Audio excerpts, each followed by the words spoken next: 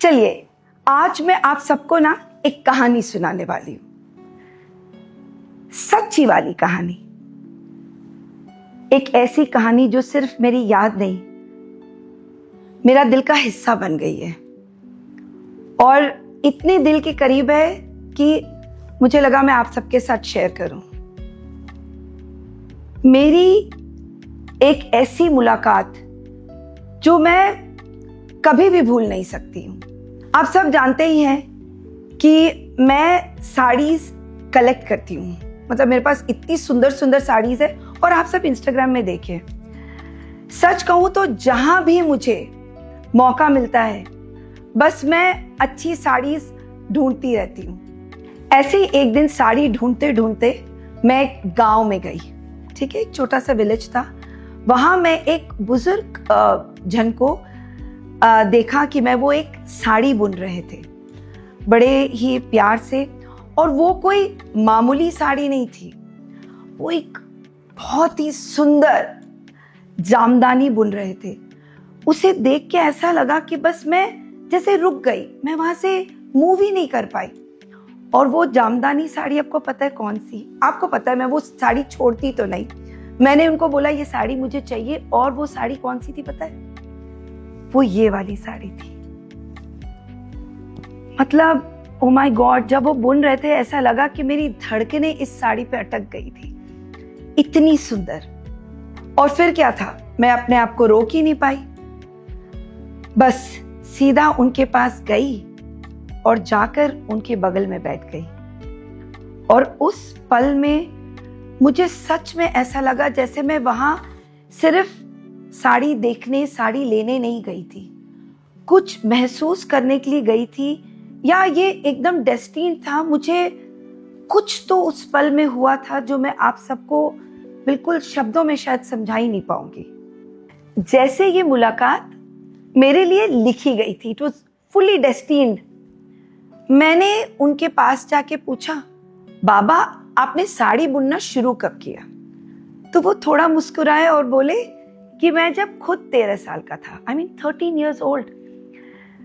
मैं फिर पूछी, तो ये जो आपने साड़ी बुनना सीखा, ये किससे सीखा? तो वो बहुत शांत, बहुत ही ऐसे पोलाइटली उन्होंने जवाब दिया, मैं अपने पापा को देखता था और दादाजी को देखता था, वो लोग बहुत क्रिएटिव थे, तो ये तो मेरे खून में है। बड़ा घमंड था उन्हें इस बात का। मुझे बस पता था कि मुझे यही करना है। फिर मैंने देखा कि उनके बगल में ना एक छोटी सी बच्ची बैठी हुई थी जो शायद 5 साल के करीब होगी। वो उसके पास बैठ के उनसे बातें कर रही थी। फिर मैंने पूछा उनसे, बाबा आप अपनी ये ग्रैंड डॉटर को, मुझे लगा वो ग्रैंड डॉटर ही है, को ये कला सिखा रहे हो?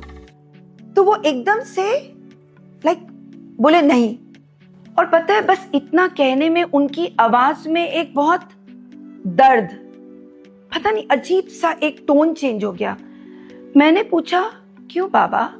तो वो थोड़ा और रुककर बोले, मुझे जो आता है मैं वो करता हूं, बहुत सालों से कर रहा हूं और मुझे कुछ और आता नहीं है। लेकिन आजकल के लोग जो है वो हैंड वोवन, हाथ की बनी हुई चीजों की को कदर नहीं करते, सब फास्ट फैशन की ओर भाग रहे हैं। मैं चाहता हूं कि मेरे पोता पोती जो मेरे ग्रैंड चिल्ड्रन है वो ये काम सीखे, ताकि चाहे कितनी भी मशीन आ जाए, हाथ की बनी हुई चीजों की बात ही कुछ और होती है।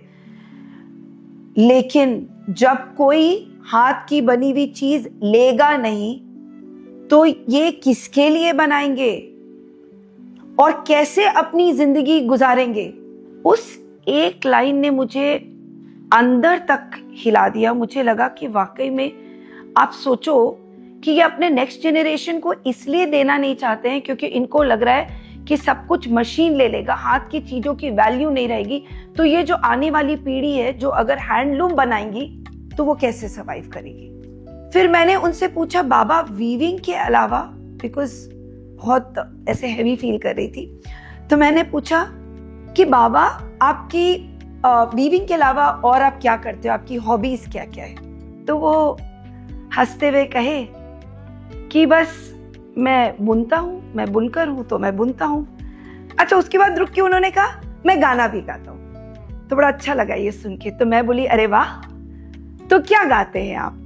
तो वो बोले, और मैंने पूछा क्या गाते और कब गाते, क्योंकि दिन भर तो आप बुनाई कर रहे। जब मैं बुनता हूँ तब मैं गाता हूँ, लूम की बीट के साथ गाता हूँ। और ट्रस्ट मी, जब मुझे मौका मिला मैं सुनी, और उन्हें किसी भी धुन, किसी भी सरगम की जरूरत नहीं थी। वो अपना एक गाना गा रहे थे, वो गाना मैंने कभी नहीं सुना। और वो थक थक थक थक, वो जो लूम की आवाज है, उससे सुंदर तो मैंने रिदम ही नहीं सुना। फिर मुझे पता चला एक ऐसा बात जो लिटरली अगर मैं आपको बताऊं तो आपको भी यकीन नहीं होगा, कि वो कभी अपने गांव से बाहर ही नहीं गए। मतलब उन्होंने कभी दुनिया देखी नहीं, बाहर की दुनिया नहीं देखी। उनके लिए जिंदगी का मतलब था घर से लूम, लूम से घर।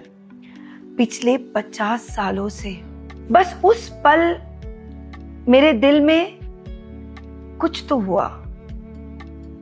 एक ही बात आई कि अगर हम आज ऐसे लोगों के ऐसे लोगों का कदर नहीं करेंगे, अगर हम नहीं करेंगे तो कौन करेगा? अगर हम उनकी मेहनत, उनका वक्त, उनकी डिवोशन को रिस्पेक्ट नहीं देंगे तो फिर कौन देगा?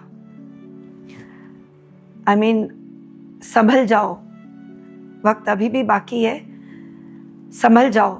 नहीं तो मैं बता रही हूं, नहीं तो एक दिन कोई फॉरेन ब्रांड आएगा, इस आर्ट को उठाएगा, इसे लग्जरी का नाम देगा और उनकी कीमत 10 गुना ज्यादा कर देगा। फिर दुनिया उसे स्पेशल, एक्सक्लूसिव, लग्जरी का नाम देगी और फिर लोग उसका एक टुकड़ा, एक पीस पाने के लिए तरसेंगे।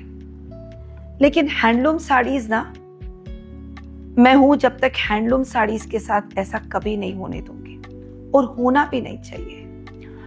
जब आप इनको करीब से देखते हो और इनके फीलिंग्स को देखते हो और इनकी स्टोरीज जानते हो, तब आप साड़ी को साड़ी नहीं, एक फीलिंग की तरह पहन पाते हो। और इसी बात को लेकर मैंने एक खूबसूरत सफर शुरू किया है। किस्से बाय डॉली जैन। यहां आपको 500 या 5000 साड़ियां नहीं मिलेगी, लेकिन यहां जो भी आपको साड़ियां मिलेगी वो सब मेरे हाथों से गुजरी हुई होगी। मैंने उसे पर्सनली सिलेक्ट किया आपके लिए। मैंने सिलेक्ट ही नहीं किया आपके लिए साड़ीज, मैंने पता है आपको हर साड़ी को ड्रेप करके देखी हूं मैं, ताकि ये पता रहे कि ये साड़ी कैसे फॉल कर रही है, ताकि जब आप पहने आपको दिक्कत नहीं आए।